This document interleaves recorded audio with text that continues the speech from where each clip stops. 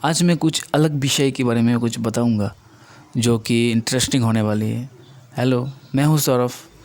कभी कभी ये ख्याल आता है ना मन में कि आसमान के ऊपर, बादल के ऊपर और क्या है, कैसी कैसी चीज़ है जो आपको नहीं पता।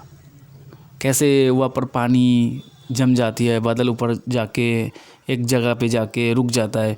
उसके ऊपर क्या है, कैसी कैसी ठंड कितनी होगी, उसके ऊपर प्लेन्स कैसी चलती है, क्यों चलती है।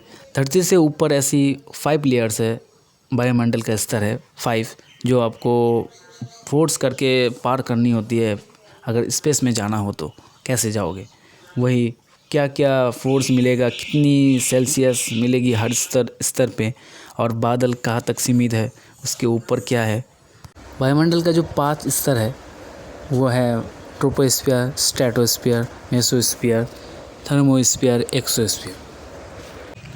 नंबर 1 ट्रोपोस्फीयर, जो कि धरती से 18 किलोमीटर ऊपर है या 20 किलोमीटर ऊपर भी कह सकते हैं। बादल, बरसात, तूफ़ान, स्नो, जितनी सारी चीज़ होती है उस इस स्तर में ही होती है। ये स्तर में अब जितनी ऊपर जाओगे, धरती से जितनी ऊपर जाओगे तो तापमात्रा उतनी कम होगी। जैसे कि 1 किलोमीटर, धरती से 1 किलोमीटर ऊपर जाओगे तो 6.5 डिग्री सेंटीग्रेड तापमात्रा कम होगा। ऐसे जितनी ऊपर जाओगे, जितनी किलोमीटर ऊपर जाओगे ट्रोपोस्फीयर तक, उतनी तापमात्रा कम होगी।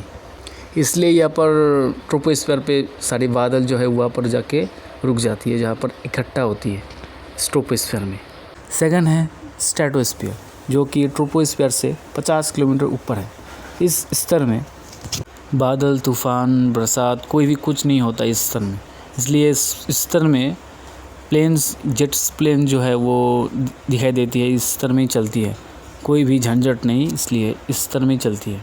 और इसी लेयर की अंदर एक धरती का कवच होती है, जो कि नाम है ओजोन स्तर। बहुत ही इम्पॉर्टेंट चीज़ है ये ओजोन स्तर। ओजोन स्तर के बारे में एक अलग वीडियो टॉपिक के ऊपर मैं वीडियो बनाऊंगा। तो आज जो है टॉपिक वो स्तर के बारे में। नंबर 3 मेसोस्फीयर, ये स्ट्रेटोस्फीयर की ऊपर से, मतलब 50 किलोमीटर की ऊपर से फिर 80 किलोमीटर ऊपर तक मेसोस्फीयर है, 50 से 80 तक मेसोस्फीयर। ये भी एक खास स्तर है जो हमारी धरती है उसको एस्टेरॉयड या मीटियोर से बचाती है। कैसे बचाती है? इस स्तर की एक खासियत है कि इसकी जितने ऊपर जाओगे उतनी तापमान जो है वो कम होगी। इतनी कम होगी कि जो एस्टेरॉयड है, जो आग की गोले, इस स्तर में आके वो बुझ जाती है। मतलब वो बुझ के एकदम छोटा हो जाता है। इसलिए स्पेस से आती हुई कोई मीटियोर या एस्टेरॉयड आने से पहले वो इस स्तर में आके तबाह हो जाती है, वो धरती को बचाती है। नंबर 4 थर्मोस्फीयर, इसको आयोनोस्फीयर भी कहा जाता है। इस स्तर 80 किलोमीटर ऊपर से 500 किलोमीटर ऊपर तक मौजूद है। इस स्तर से जितनी ऊपर जाओगे उतनी तापमान बढ़ेगा। जैसे कि मेसोस्फीयर में जो तापमान घट रहा था, कम हो रहा था, अब इस स्तर में जितनी ऊपर जाओगे उतनी तापमान इतना बढ़ जाएगा कि 1200 डिग्री सेंटीग्रेड हो जाएगा। और नॉर्थ पोल में जो अरोरा दिखाई देते हैं वो यही स्तर से आती है।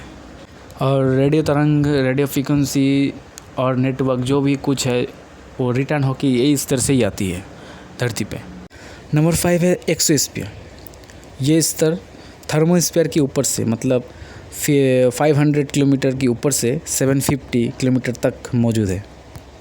और ये स्तर के ऊपर से जितनी ऊपर जाओगी, जितनी दूर जाओगी, उतनी तापमान हो बढ़ेगा। 1200 डिग्री सेंटीग्रेड से 1600 डिग्री सेंटीग्रेड हो जाएगी।